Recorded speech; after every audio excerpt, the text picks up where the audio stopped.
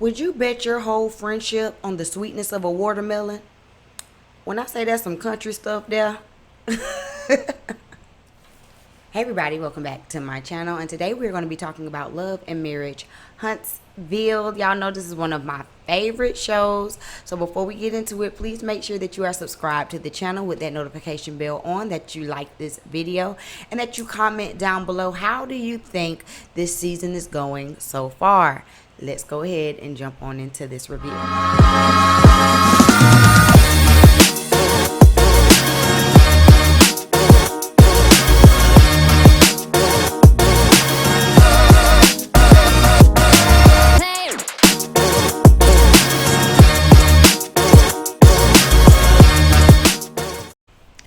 So the episode starts off with the last one ended with Mel and Destiny kind of getting into it with each other. It was very awkward at that table, honey.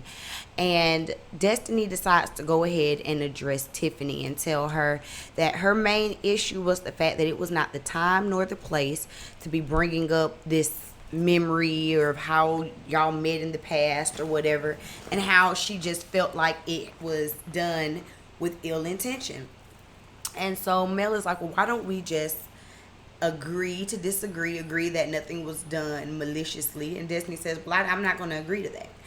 And so at this point at the table, you can see that there is a clear, like, power struggle almost between Destiny and Melody. Like, Melody, of course, is seeing herself as the hostess, as the queen bee, as the reigning, EP. But Destiny is letting it be known what you're not going to do is play me over here on this camera and try to lead me into talking about what we're going to talk about and how we're going to talk about it and how I'm going to feel. I don't necessarily like either one of their approach. To me, Destiny came in hot, and then what's her name, Melody, kind of was poking. Like, you could tell that she's already hot. So why do you continue to poke? But I guess in a way to try to ease the tension, they start playing a game. I can't remember what the name of the game was. But basically, they would read a statement and you had 3 cards. Guilty, never, or I would never. And you had to answer each one. I didn't write down the questions, but one of the questions that was the most shady is, would you be a side chick? And so Destiny answers, I would never, but guilty. She says that she was a side chick before, but she didn't know that she was a side chick. And Kimmy wanted some clarification. Kimmy said, now when are we, from what ages are we talking here? And they said, we'll start at college. And so Kimmy said, okay, well then never. And Tisha made a comment, oh, Kimmy, were you a side chick before? Just off of GP, I would have put never, just because I don't want nobody sitting up here trying to associate me as a side chick with Kiowa. But I just always appreciate Kimmy's, like, honesty. She's like, well, I might have dabbled back in high school, but you know what I'm saying? I was a kid then. That don't count. Tisha, why are you bringing more attention to it? Tisha's so shady. One more thing I wanted to say about Tiffany and this, like, comment and this thing that happened with them at the table. So Destiny expressed to Tiffany how she felt and what was wrong, and Tiffany then is gonna go, well, you know what, that if I made you feel any type of way, then I apologize. That pissed me off. I just told you what you did to piss me off. I just told you what you did to offend me. Don't give me these ifs and maybes and possiblies. No, I just told you. Apologize for what I've already told you you've done. I don't need an if. That's not a real apology. They kill me with that. Before the dinner ends, Melody is just trying to be on a positive note, and she's talking about how her and Martell have started doing some type of co-parenting classes because co-parenting is so important. And Destiny chimes in agreement because Melody and Destiny are already having like a little riff at the table. Melody is like, well, I'm talking. Destiny's like, well, I'm talking. And now they're having this back and forth tit for tat about who's talking, when they're talking, and why they're talking.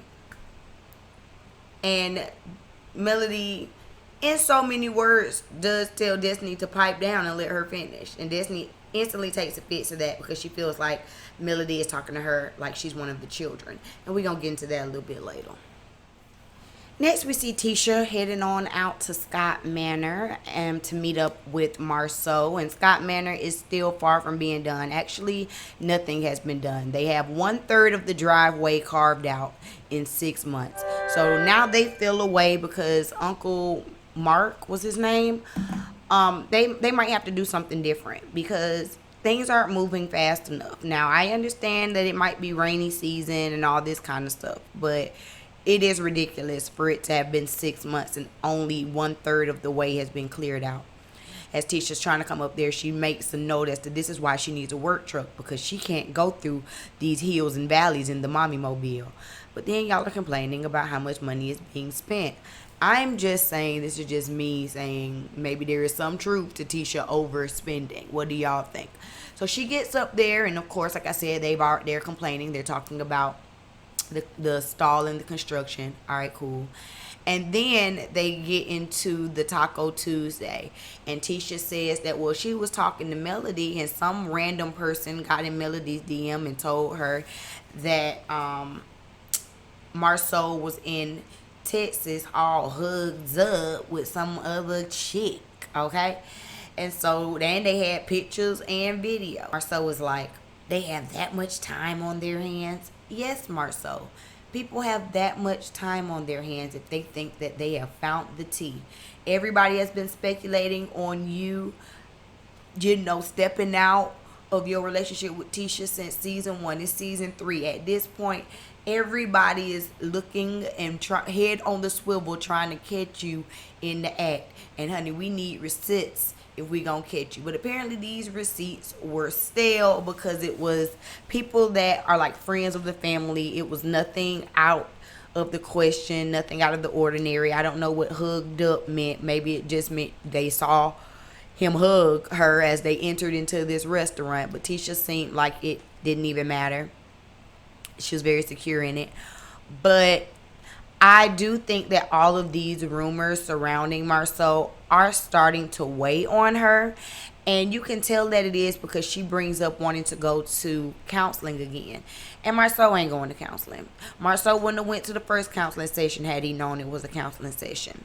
He says that he don't see nothing wrong. They've been doing this 15 years and they good, right? So why try to mess anything up? Well, Marceau, clearly y'all are not good because Tisha has been complaining about it and Tisha feels like there's a reason to go to counseling. You don't, and on top of that, just a note, you don't wait until you are on the brink of divorce to start going to counseling. Just like you don't wait until your car is about to explode before you go to a mechanic. You get maintenance checkups. That's how I see counseling, is getting a maintenance checkups. But Marceau is clearly, from that era of mindset where he just doesn't believe in it. And he feels like, well, we can talk to other couples who are in similar situations and get advice from them, because they even got the advice to do the date night from Sadum Dum and his wife or whatever. Yeah, that sounds good, and I do believe that you do need marital friends so that y'all can have some kind of counsel together and encouragement together. I think that is very important to have other married couples to be friends with. But that ain't it. Sometimes you need someone who is a professional, who has the training, who has the understanding to kind of look in and make, help y'all to make tweaks that need to be made, because the person that you was in year 1, you're not that person in year 15. And if you're not willing to adapt and grow with your partner, it's not going to work. Marceau wants to keep the status quo and Tisha does not. And eventually that's going to come to a head one way or another. And I don't think he realizes that this is her legitimately crying out for help and he's shutting her down. So next we get this meetup with Destiny and Melody. They have to discuss their friendship, honey. And I'm not going to go into the back and forth and the who said what and where and how, because I don't remember and I don't care.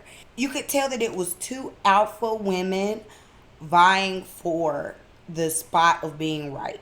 Melody was being dismissive. Destiny was being passive aggressive. slightly actually aggressive. Melody says, well, I can't respond to you if you're being this aggressive.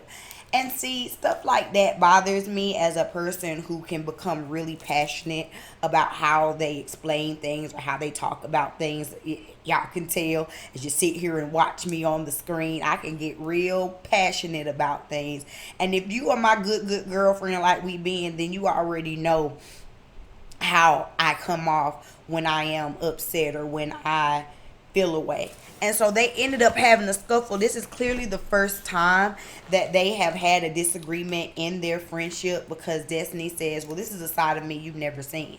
And Melody says, well, I have a side that you've never seen either. Well, we all got sides that everybody ain't seen. Let's not get to that. Let's get to the root of the issue and figure out what it's going to be. At the end of the day, nothing was actually resolved. Destiny expressed how she felt like she was being talked to as a child, and Melody expressed how she felt like she was being cut off, and they both kind of like agreed, disagree, and bet their friendship on this watermelon. Must have been a good watermelon. I wonder what's in season. It looked good. That's all I wanted. I'm sitting here watching the whole scene like, that watermelon show do look good though. They decide to bury the hatchet and just continue to move forward in their friendship. I don't see anything wrong with it. I think they'll be fine.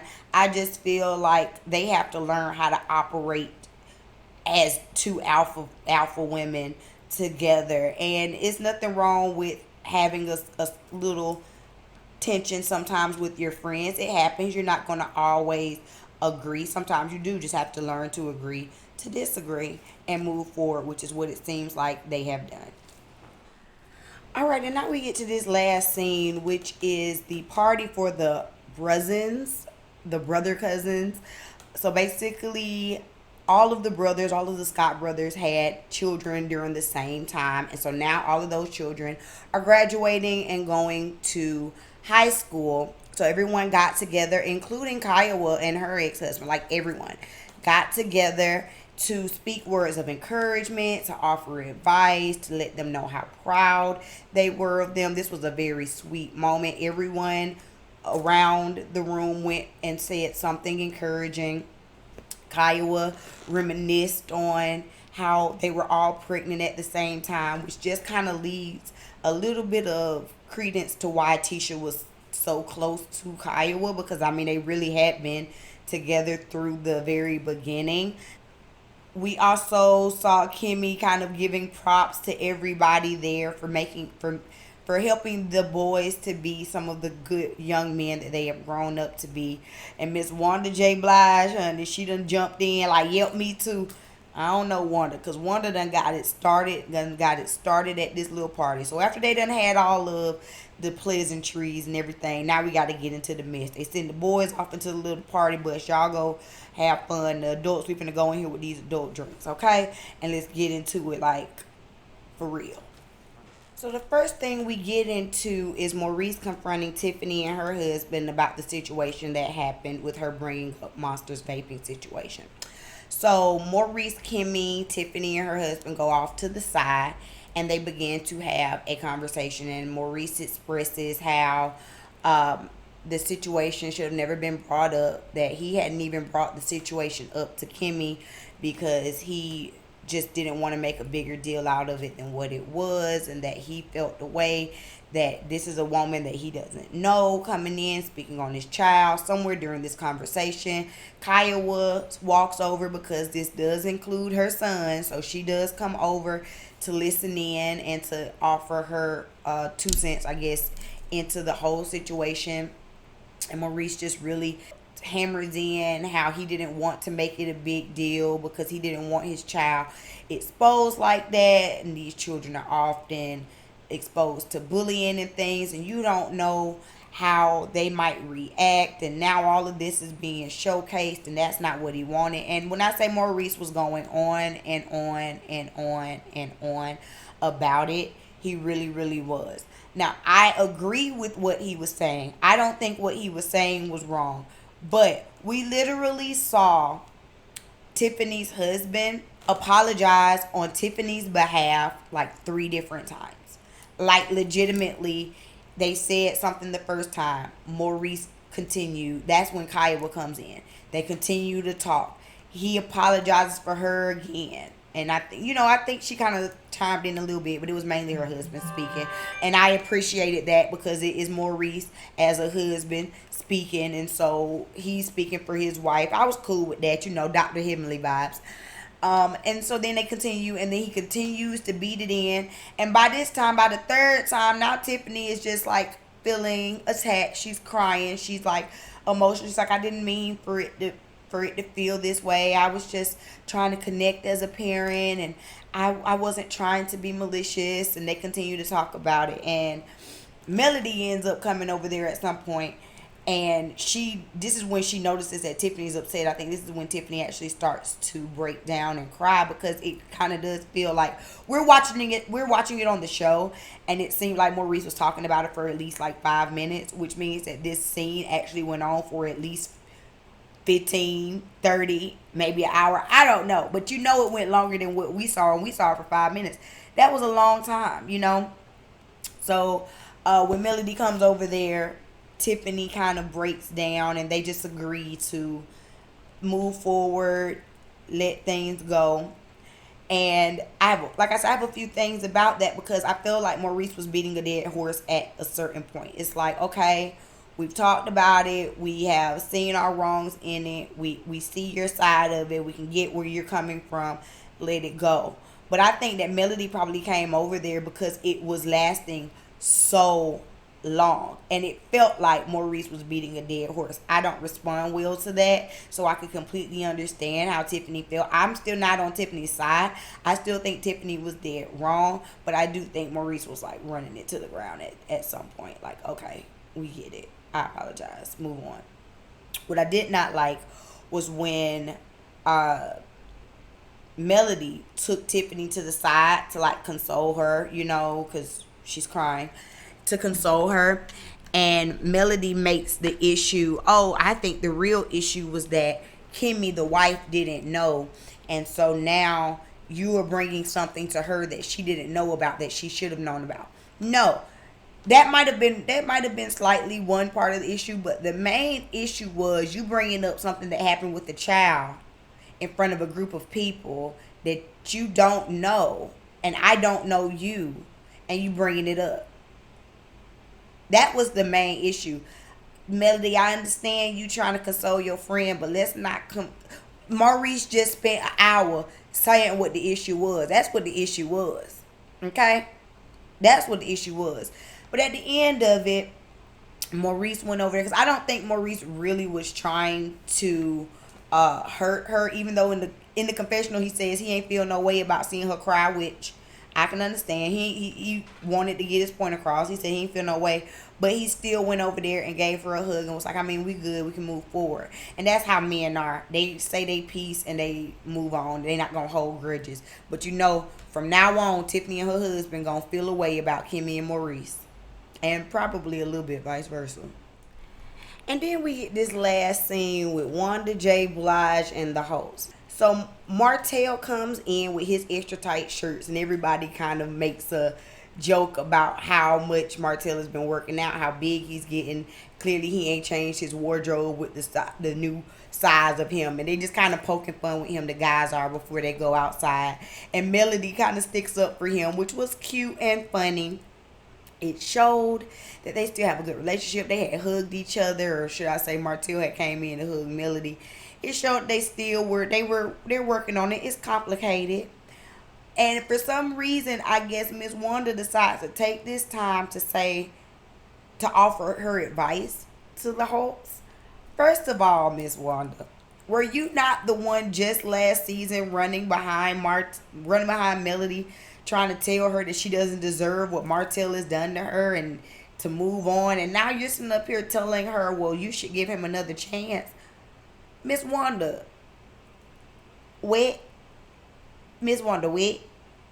she gonna tell her, well, I got 2 husbands, so I know what it's like, and everybody not gonna be perfect. But do you think you gonna find a man that's gonna respect you now that you got 4 kids?